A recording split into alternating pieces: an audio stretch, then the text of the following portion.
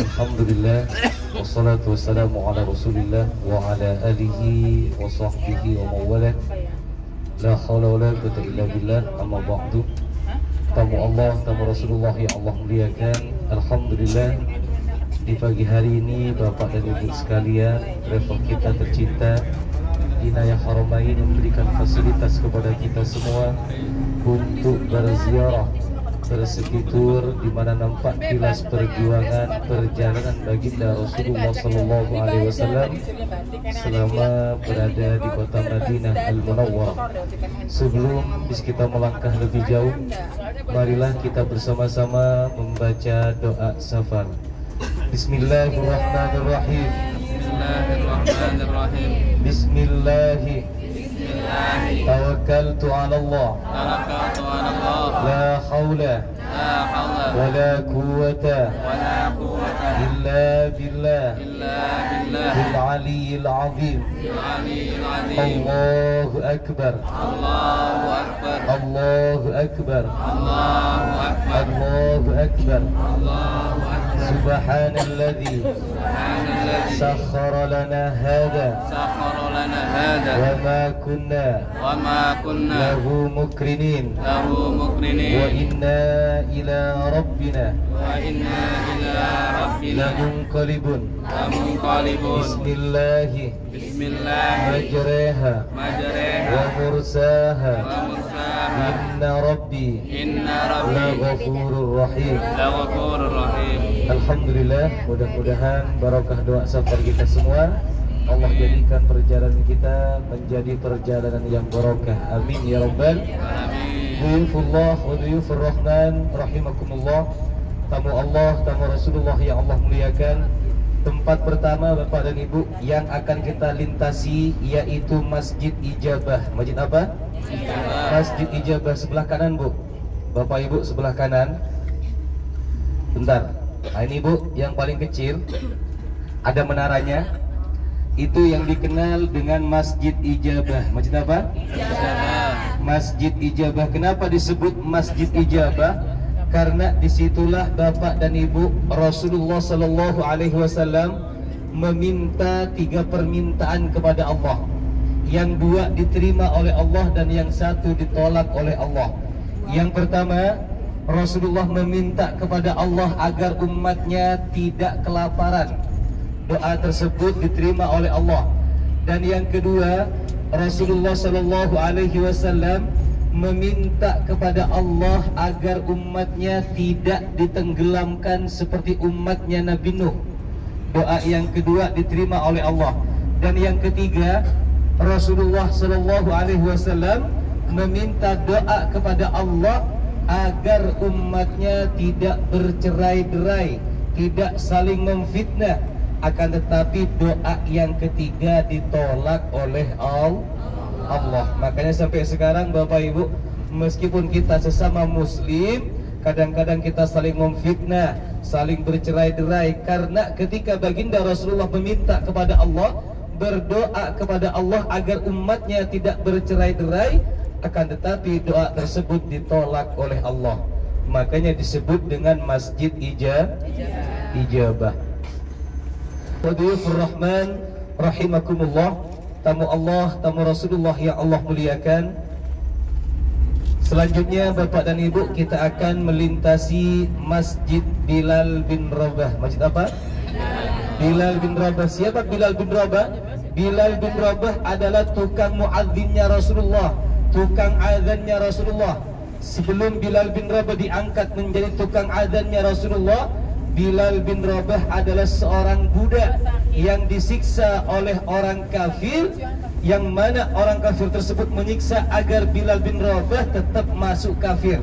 Akan tetapi meskipun Bilal bin Rabah badannya di atasnya dipakai batu Bapak Ibu, Bilal bin Rabah menjawab Qul huwallahu ahad Allahus samad. Sehingga apa? Ketika Rasulullah mendengar bahwasanya Bilal bin Rabah disiksa oleh orang kafir, disitulah Rasulullah Sallallahu Alaihi Wasallam memerintahkan kepada para sahabatnya untuk memerdekakan Bilal bin Rabah, untuk membebaskan Bilal bin Rabah dari seorang budak. Sehingga apa? Ketika Bilal bin Rabah bebas Bapak dan Ibu, disitulah Rasulullah Sallallahu Alaihi Wasallam mengangkat Bilal bin Rabah sebagai tukang azannya Rasulullah Sallallahu Alaihi Wasallam. Ketika Bilal bin Rabah diangkat oleh Rasulullah menjadi tukang muadzinnya Rasulullah, disitulah Bapak dan Ibu, Bilal bin Rabah cintanya luar biasa kepada Rasulullah. Padahal seorang budak, akan tetapi cintanya luar biasa, sampai-sampai sebelum Bilal bin Rabah meninggal dunia, sandalnya sudah tercantum di surga. Sandalnya Bilal Bapak Ibu jelek luar biasa, dan kulitnya Bilal hitam luar biasa. Saking hitamnya kulitnya Bilal, ketika Bilal berada di tempat gelap, tersenyum yang kelihatan cuman giginya Bapak Ibu, saking hitamnya. Akan tetapi cintanya luar biasa kepada Rasulullah, sehingga apa? Sebelum Bilal bin Rabah meninggal dunia, sandalnya sudah tercantum di surga. Sebaliknya Bapak dan Ibu, sandalnya Fir'aun yang terbuat dari emas 24 karat, sebelum Fir'aun meninggal dunia, sandalnya sudah tercantum di neraka. Bapak Ibu, tidak ada jaminan orang kaya ataupun orang miskin. Yang dijamin oleh Allah masuk surga adalah iman dan takwa kita kepada Allah. Duyufullah wa duyufur rahman rahimakumullah. Tamu Allah, tamu Rasulullah yang Allah muliakan. Jadi disitulah Bapak dan Ibu, nanti kita akan melintasi seperti apa Masjid Bilal bin Rabah. Yang pertama, barusan kita melintasi masjid apa? Masjid Ijabah. Di Masjid Ijabah lah Bapak dan Ibu, Rasulullah ketika berada di kota Madinah, Rasulullah Sallallahu Alaihi Wasallam meminta 3 permintaan kepada Allah. Yang 2 diterima oleh Allah dan yang 1 ditolak oleh Allah. Yang pertama, Rasulullah meminta kepada Allah agar umatnya tidak kelaparan. Doa tersebut diterima oleh Allah. Yang kedua, Rasulullah meminta kepada Allah agar umatnya tidak ditenggelamkan seperti umatnya Nabi Nuh. Doa yang kedua diterima oleh Allah. Dan yang ketiga, doa yang ditolak oleh Allah ketika Rasulullah meminta kepada Allah agar umatnya tidak bercerai-berai. Baik Bapak Ibu, sebelah kiri ada sebuah masjid Bapak Ibu, kubahnya warna hijau, sebentar lagi menaranya juga warna hijau. Bisa dilihat Bapak Ibu di depan kita sebelah kiri. Ini yang dikenal dengan Masjid Dunia Akhirat. Masjid apa? Dunia Akhirat. Kenapa disebut Masjid Dunia Akhirat? Karena di bawahnya pasar, di atasnya masjid. Bu? Karena di bawahnya pasar, di atasnya yang pasarnya dunia, masjidnya akhirat. Tapi itu Bapak Ibu Masjid Bilal bin Rabah ya. Masjid apa? Bilal. Masjid Bilal bin Rabah. Disitulah Bapak dan Ibu tempat tinggal Bilal bin Rabah. Bilal bin Rabah Bapak dan Ibu ketika diangkat oleh Rasulullah menjadi tukang azannya Rasulullah, setiap hari Bilal bin Rabah berkumandang di kota Madinah. Ketika Rasulullah meninggal dunia, disitulah Bilal bin Rabah sangat terpukul. Karena apa? Karena setiap hari Bilal bin Rabah bersanding dengan Rasulullah. Kadang-kadang Rasulullah pergi ke kamarnya Bilal. Apa kata Rasulullah? Wahai Bilal, sebentar lagi akan masuk waktunya sholat duhur. Kadang-kadang Bilal ke kamarnya Rasulullah, ya Rasulullah, sebentar lagi waktunya sholat asar. Setiap hari seperti itu.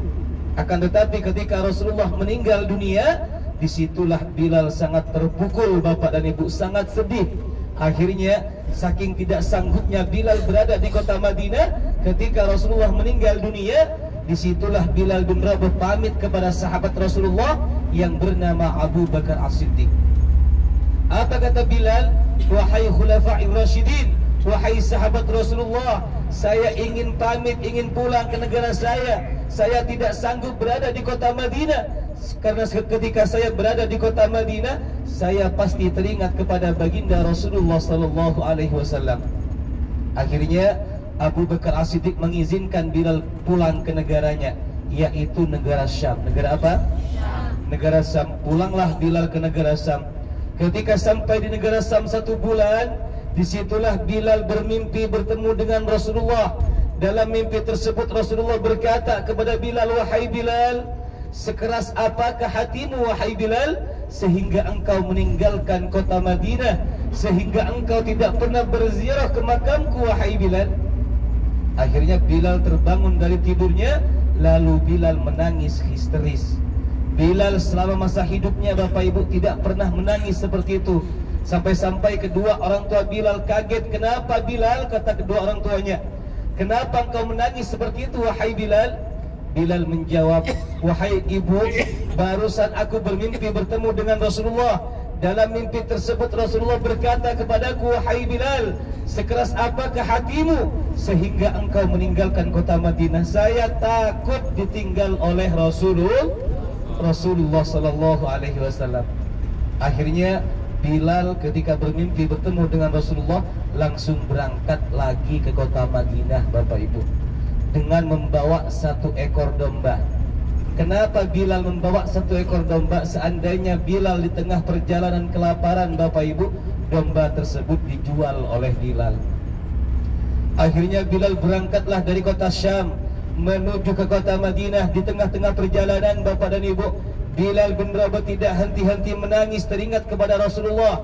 Bilal bin Rabah takut ditinggal oleh Rasulullah. Sampai-sampai suaranya Bilal serak karena Bilal tidak henti-henti menangis teringat kepada Rasulullah sallallahu alaihi wasallam. Baik, nanti saya lanjutkan sejarahnya, saya potong sebentar. Di depan kita Bapak dan Ibu, sebelah kiri ada sebuah masjid yang dikenal dengan Masjid Quba. Masjid apa? Masjid Quba, masjid yang pertama dibangun oleh Rasulullah dengan takwa. Dan pahalanya luar biasa. Apa kata Rasulullah? "Man tatahhara fi baitihi summa ata masjidaku fihi salatan kana lahu ka'ajri umratin." Barang siapa yang bersuci dari rumahnya lalu salat 2 rakaat di dalamnya, pahalanya sama dengan 1 kali umrah. Sebelah kiri Bu. Jadi nanti kita akan turun. Ingat Bapak Ibu, jaga kekompakan karena di dalam Masjid Quba itu terdapat jutaan jemaah umrah ya. Jadi nanti kita akan turun, yang muda jaga yang lebih sepuh. Jangan sampai timbul di hati kita, biarkan bukan family, biarkan bukan keluarga. Kalau sampai timbul di hati kita kata-kata seperti itu, jangan harap umrah kita diterima oleh Allah. Baik, disinilah Bapak Ibu, Rasulullah membangun masjid pertama yaitu Masjid Quba, yang mana Masjid Quba tersebut dibangun oleh Rasulullah dengan dasar takwa. Bahkan nama Masjid Quba sudah tercantum di Al-Quranul Karim. Apa firman Allah? La masjidun ussisa 'ala taqwa min awwali yawmin ahaqqu an takuma fihi rijalun yuhibbuna an yatatahharu wallahu yuhibbul mutahhirin. Apa kata Allah? La masjidun ussisa 'ala taqwa. Wahai Muhammad, katakan kepada seluruh umatmu bahwasanya masjid yang pertama dibangun olehmu adalah masjid yang dilandasi dengan dasar takwa. Jadi nanti kita akan turun Bapak dan Ibu. Yang pertama, ketika kita sampai di dalam masjid, kita sholat tahiyatul masjid 2 rakaat. Yang kedua, kita sholat duha 2 rakaat.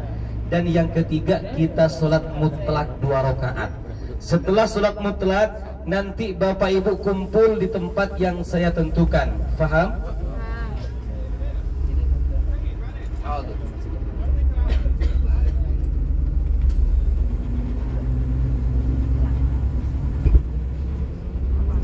Jadi yang pertama kita sholat tahiyatul masjid, yang kedua kita sholat duha 2 rakaat, yang ketiga kita sholat mutlak.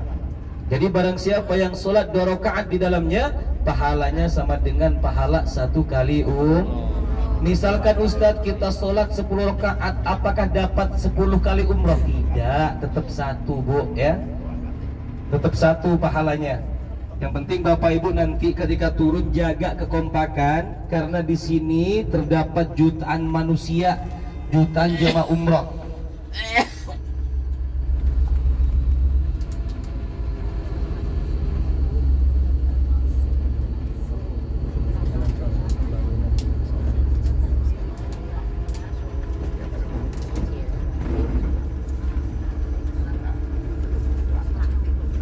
Tapi sebelum kita sholat Bapak Ibu, kita melaksanakan rukun umroh yang ke-7 terlebih dahulu. Apa namanya? Selfie.